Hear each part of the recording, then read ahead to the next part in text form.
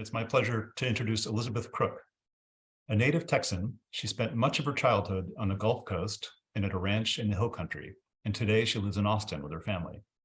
She's published 5 previous novels, many set in Texas, and she's won a Spur Award from the Western Writers of America, as well as the Jesse H. Jones Award from the Texas Institute of Letters. She's here to talk about the Madstone, coming in November, which is deeply researched and historically precise and yet utterly timeless. Elizabeth, welcome.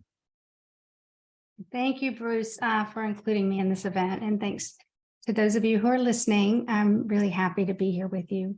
So my book, as Bruce said, is The Madstone. And in case you don't know what a Madstone is, this is not one, but this is what they look like.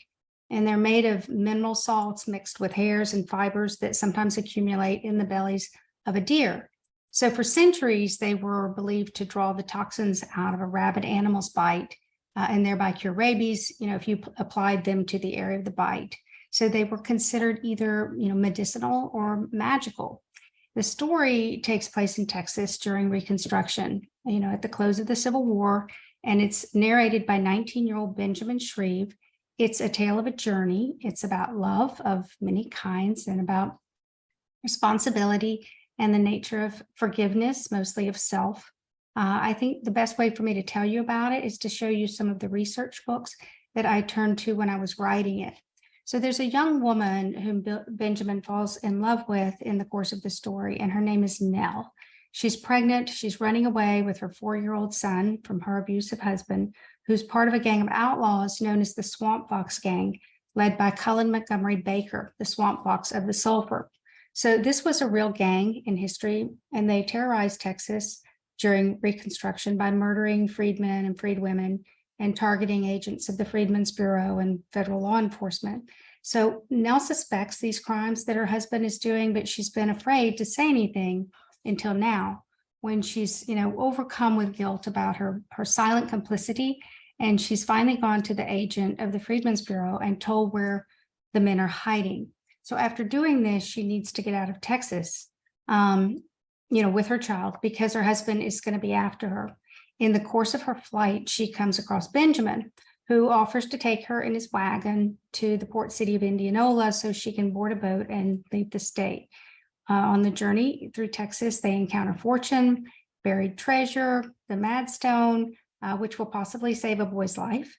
They encounter the death of Nell's husband, which strangely makes things worse. And somewhat improbably, they also discover love. So in the back of my research books, I write notes as I read. I underline text, as I'm reading, and then, figure out what's useful and write it in the back. So all of my research books, look like this. And so then I know where everything is when I'm trying to remember. So this one is also about these gangs. There were a number of these gangs in Texas at the time. I had to know about the Army in Texas because they were trying to impose law, and I, of course, had to know about the laws and about Indianola because that's where Benjamin and Nell are headed. It was the second largest port in Texas at the time, second to Galveston only. And but was later destroyed by hurricanes, and it's now almost entirely under seawater. So this is a really fascinating book. Even if you're not writing about this subject, you can see how helpful it was, to me. I know Texas. I live in Austin. I grew up down the road in San Marcos, which was a small town at that time. I know all the places along the route of the Madstone, but I had to, learn what they were like 155 years ago, which was a lot of fun. So I had to know about the travel, the roads and conditions. For that, I usually turned to journals that were written at the time. This one was very helpful because it has a lot of information about San Antonio, where major scenes in the novel take place. Also, Sharp's rifles and Spanish mules, because, you have to know about Spanish mules if they're pulling your wagon, but it just also has a lot of really great information. This is a very good book.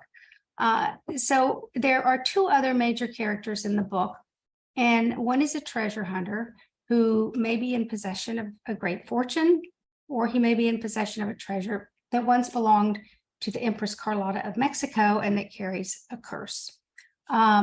He ends up in the wagon with Benjamin and Nell, and this, of course, leads to a whole different kind of adventure than they thought that they were in for. The other character is a Black Seminole. He's been removed from Florida to a reservation, has left the reservation, and hiked 900 miles to Mexico, where he's worked for the Mexican government, protecting the border from outlaw Americans and Comanches that are coming across from the north. Now that the Civil War is over and he can travel through Texas as a free man, he's on his way back to Florida when he meets up with Benjamin and Nell and the treasure hunter, and his own dramatic story plays into theirs. So the intersection of these lives, makes for an adventure and a love story with danger and a lot of action and a great deal of heart. So thank you for letting me talk to you about it. Thank you, Elizabeth. I have to say, I loved this read. And as I read it, I kept thinking about The Searchers and these other kind of iconic Western films, because it may be set in a particular time and place, but the archetypes are just timeless. So it's a wonderful, wonderful read. Thank you.